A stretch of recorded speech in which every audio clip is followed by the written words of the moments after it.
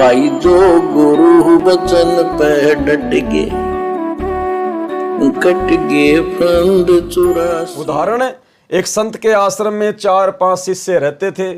गुरुजी उनको संतों की वाणी से गुरु महिमा सुना रहा था कि गुरु की आज्ञा का पालन करना चाहिए।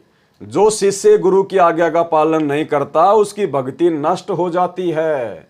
गुरु का अनादर करने वाला घोर नरक में गिरता है। गुरु को परमात्मा समान दर्जा देना चाहिए। कुछ देर पश्चात सर्व शिष्यों को अपने आसन के पास बुलाकर गुरु ने कहा कि आप सब मेरे सिर में एक एक जूता मारो। सभी शिष्य स्तब्ध रह गए। एक ओर तो गुरुजी की आज्ञा का पालन अनिवार्य, दूसरी ओर गुरुजी की ओर हाथ कर दिया तो महापाप। सब के सब मूर्ति की तरह जाम हो गए।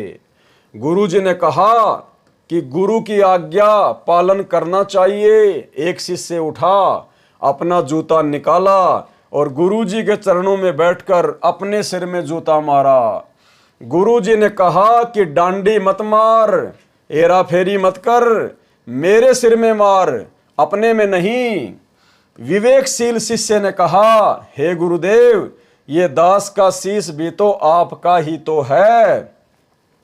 गुरुजी प्रसन्न हुए। अब आगे क्या कह रहे परमात्मा, एक शिष्य पास हुआ और बाकी सब फेल हुए। यानी वो परीक्षा थी।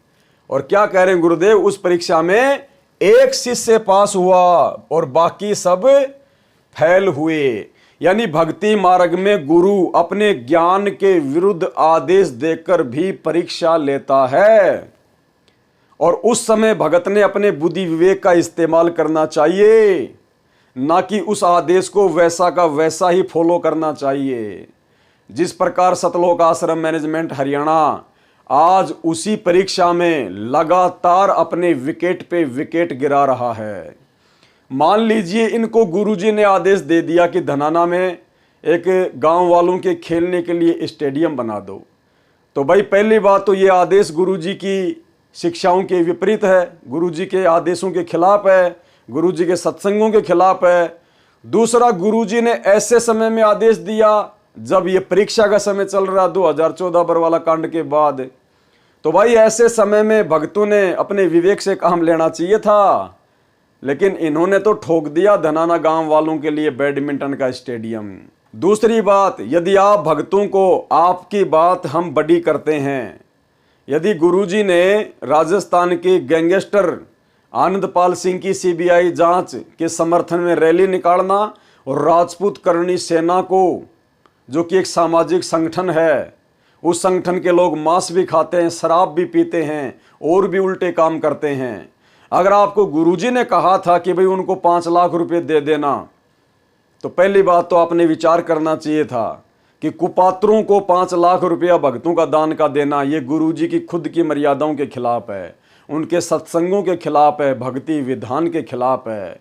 और दूसरा, यदि मान लो गुरुजी ने आदेश दे भी दिया तो आप भक्तों ने विचार करना चाहिए था कि हम परीक्षा के बीच में हैं, ऐसे में हमें क्या करना चाहिए। लेकिन आप लोगों ने कोई बुद्धि विवेक का इस्तेमाल नहीं किया। मुझे तो इस बात का दुख है कि ये जो कहानी गुरुदेव ने बताई है, अगर इस कहानी में अगर संत रामपाल जी गुरु होते और आप सतलोक मैनेजमेंट वाले यदि उनके शिष्य होते और आपको यदि संत रामपाल जी आदेश देते कि मेरे सर में जूते मारो 5, तो भाई आप 5 नहीं, आप मारते 25-25 जूते, ये सोचकर कि गुरुजी की आज्ञा का पालन बहुत अच्छे से करेंगे, गुरुजी के सर में जूते तड़ातड़ जबरदस्त मारेंगे, गुरुजी ने 5 कहा तो हम 25 मारेंगे, हमें जल्दी सतलोक मिलेगा। आप लोग ऐसा ही करते अगर आपको आदेश मिलता तो, क्योंकि जो कर्म आप बरवाला कांड के बाद में गुरुजी के विधान के विपरीत खड़े होकर कर रहे हो ना, उनसे यही जाहिर होता है। अगर आपको संत रामपाल जी कह देते अपने बेटा बेटी को, इन कोऑर्डिनेटरों को कि मेरे सर में 5 जूते मारो, भाई साहब आप उनके 25 मारते, 25। तो गुरुदेव क्या कह रहे हैं, एक शिष्य पास हुआ और बाकी सब फेल हुए। इस प्रकार अपना सर्वस्व गुरुजी का मानकर निर्लेप रहकर मोक्ष मार्ग पर चलना चाहिए।